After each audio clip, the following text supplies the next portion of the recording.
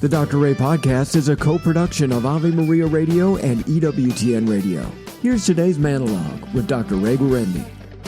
Anxiety, specifically in the form of a panic attack, a surge of adrenaline that happens to someone. Much of the time, at least according to the individual, as they report it, it is unexpected.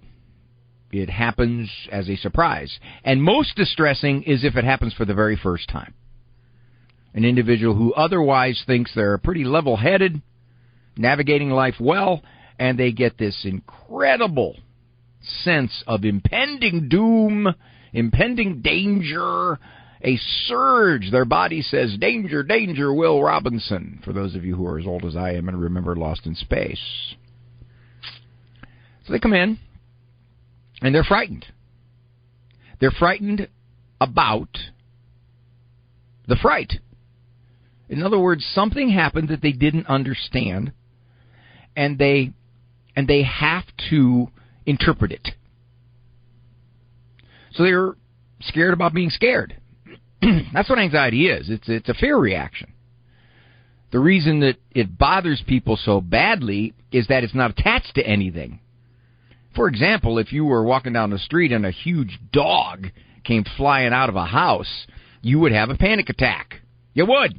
You would immediately surge in your response. Your body would get ready. It's a survival mechanism to fight, to flight, which means to run, or to freeze.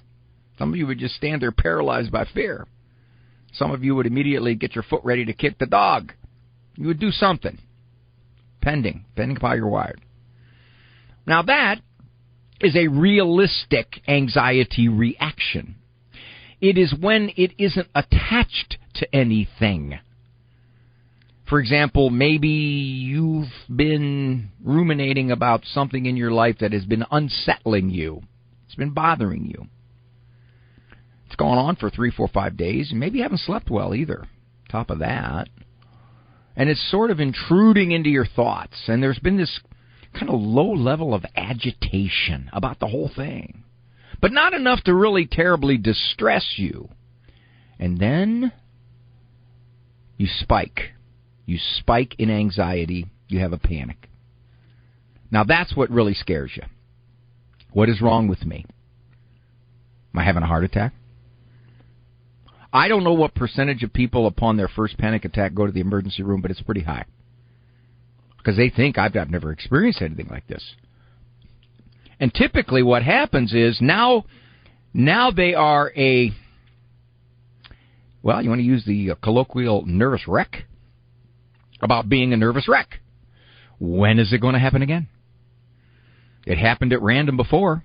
Why wouldn't it happen at random again?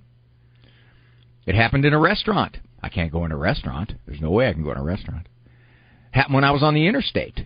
Oh, boy, I better just avoid the interstate from now on. That's what happens. But here is, oh, gosh, if I could give you one soundbite piece of advice, it is this. Distress is not danger. Write that down.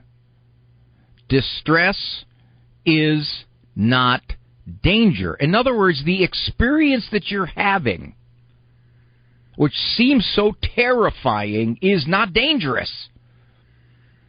There's nothing there that's threatening your well-being. If you have to give a talk in front of a group and you have a panic attack about it, well, really, for the most part, there's nobody there in that group that is a threat to you. Except me. When I speak to groups, they boo a lot, but that's okay. I've gotten used to that. They throw stuff, but I'm too quick. If, in fact, you have a panic attack about, let's say, an impending family gathering, or somebody's going to be there whose history has not been good for you. You've had a bad history with them. They're going to be there. You have a panic attack, and you're thinking to yourself, I can't go. I can't go, not if I'm going to react like this. You're not in any danger. All that can happen is that person could be ugly, I suppose. But distress is not danger. You're in distress. But if you're not panicked about being panicked, that's probably a major first step in not letting this control you. The reason it controls you is because of the unknown. What happened to me? Why did that happen to me? When is that going to happen to me again? What'll I do if it happens again? What do I need to avoid so it doesn't happen again? That feeling was so terrible. It was so awful. It was impending doom. I was just beside myself. I'm worried about my physical health. All of these things assault you.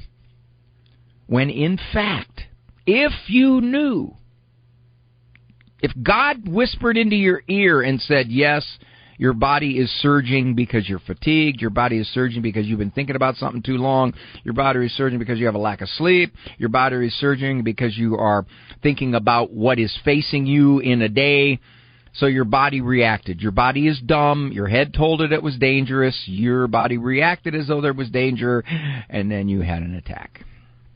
But in fact, it was just a surging reaction. And if you knew that, it wouldn't control you. You say, wow, that was ugly. Well, I don't want that anymore. If it happens again, I'll just go sit down until it passes. It gives you a sense of control over what is labeled a panic attack. Distress is not danger. More of Dr. Ray's Monologues can be found on his website, drray.com. Monologues, as well as full-length programs of The Doctor Is In, can be heard at AveMariaRadio.net and EWTN.com/radio.